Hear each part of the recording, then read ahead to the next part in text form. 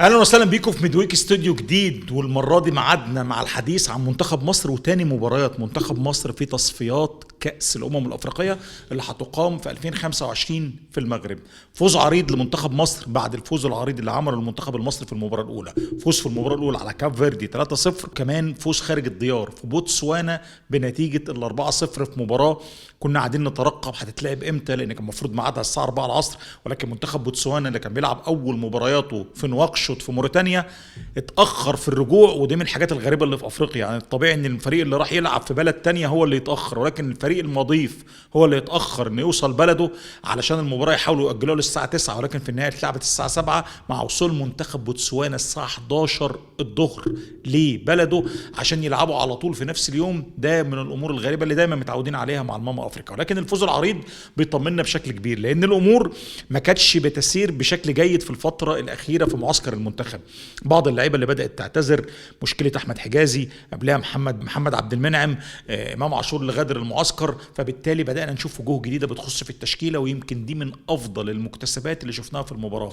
خالد صبحي مدافع سيراميكا اللي لعب جنب رامي ربيعه اللي كان جنبيه حمدي فتحي في المباراه الاولى، لكن حمدي فتحي رجع لمكانه الطبيعي في وسط الملعب عشان يلعب مع مروان عطيه وزيزو. وكمان شفنا اسامه فيصل لان مصطفى محمد كمان من ضمن الظروف المغايره اللي بتمر بيها تشكيله المنتخب اصيب في المباراه الاولى، فبالتالي كان وجود اسامه فيصل كان مهم برضو يطمنا ان احنا عندنا لاعب يقدر يأدي مكان مصطفى محمد. بدانا المباراه بطريقه 4-3-3، ما كانش في تغييرات بقى في التشكيله زي مباراه كاب فيردي شفنا تريزيجيه وزيزو في وسط الملعب، كان مرموش على الناحيه الشمال، صلاح الناحيه اليمين، مصطفى محمد، حمدي فتحي شفناه قلب دفاع، ولكن المره دي كان اللعب بيزك او زي ما بتقول كل لاعب بيلعب في مركزه مع وجود خالد صبحي واسامه فيصل. المباراه كانت متسهله علينا بشكل كبير جدا. يمكن انا اتفرجت على مباراه بوتسوانا الاولى امام المنتخب الموريتاني، لعبوا مباراه جيده امام منتخب موريتانيا المترنح في الفتره الاخيره مع امير عبده، ولكن انت بدات المباراه معاهم بالشكل اللي يجبرهم ان هم يكون عندهم ارتباك.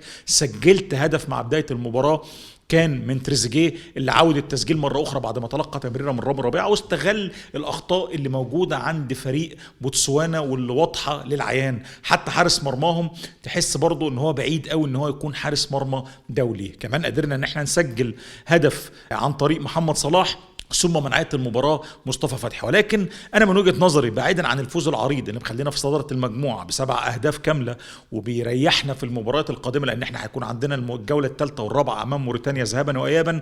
من ضمن المكتسبات المهمه اللي احنا شفناها في المباراه ان احنا شفنا بعض العناصر الجديده بتخش في التشكيله، تحس برضو ان المشاكل الموجوده بتعدي. سهوله الخصم ممكن سهلت علينا المأموريه، ويمكن هنا ما بين قوسين لازم نتكلم ان كان في فتره في الشوط الثاني رغم ان فريق بوتسوانا جاي مرهق من سفر ولعب في نفس اليوم اللي وصل فيه مطار بلده، ولكنهم قدروا ان هم يخلقوا بعض الفرص عن طريق اوريبوني، اللاعب اللي شفناه قبل كده مع اتحاد العاصمه وحاليا بيلعب في الجيش الملكي، واحد من اللعيبه المميزه جدا، عمل لينا ازعاج كبير. وكان عندنا بعض الدفوهات وبعض الاخطاء اللي استغلوها في الشوط الثاني، ولكن لان هم الكواليتي بتاعهم قليل شويه ما قدروش يخلصوا على المرمى. التوفيق احيانا غاب عنهم، واحنا استغلينا الفرص اللي جات لنا، وان كان برضه احنا ضيعنا بعض الفرص. ولكن فوز بالنسبه لي مهم يخلي الاجواء هاديه في معسكر المنتخب حتى القادم كمان، لان احنا مقبلين على المباريات القادمه في تصفيات كاس الامم الافريقيه، وبنستعد ماتش بعد التاني بعد التالت عشان الحلم الاكبر وهو الوصول لكاس العالم. بالنسبه لي وصول محمد صلاح للمباراه ال100 وتسجيله في المباراه كان واحد من الاشياء المهمه. وجود خالد صبحي لاول مره في تشكيله مباراه رسميه ده كان امر مهم جدا. ان انت البدايل اللي نزلت حتى في الشوط الثاني ادت بشكل جيد. ابراهيم عادل صنع هدف رائع لمصطفى فتحي اللي سجل لنا احد الاهداف اللي احنا سجلناها. استمراريه تريزيجيه دايما في التهديف ده كان امر كنا دايما زمان بنفتقده مع تريزيجيه في اغلب المباريات، لان كان تريزيجيه لاعب جيد جدا وبيقدر يصنع حاجات كتيره ما عدا الناحيه التهديفيه.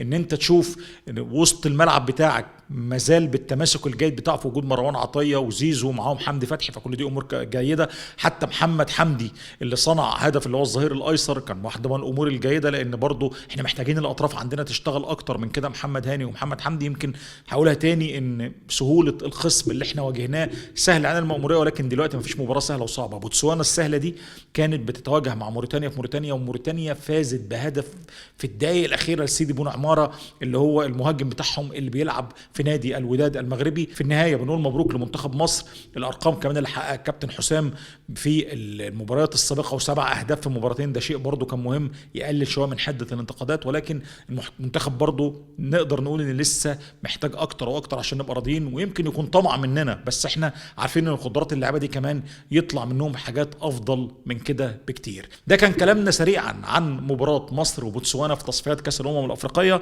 وتصدر المجموعه بالعلامه الكامله ب7 اهداف كامله بدون تلقي اي اهداف، وان شاء الله مع مباراه موريتانيا ذهابا وايابا في الثالثه والرابعه، الجوله الثالثه والجوله الرابعه، يكون الصعود من نصيبنا باذن الله. وده البديهي في مجموعه فيها 4 يصعد اول وثاني، فالبديهي بتاعنا ان احنا نصعد في تصفيات كاس الامم الافريقيه. استنونا في استوديوهات جايه كتير في ميد ويك استوديو، استوديوهاتنا دايما ما بتنتهيش. سلام.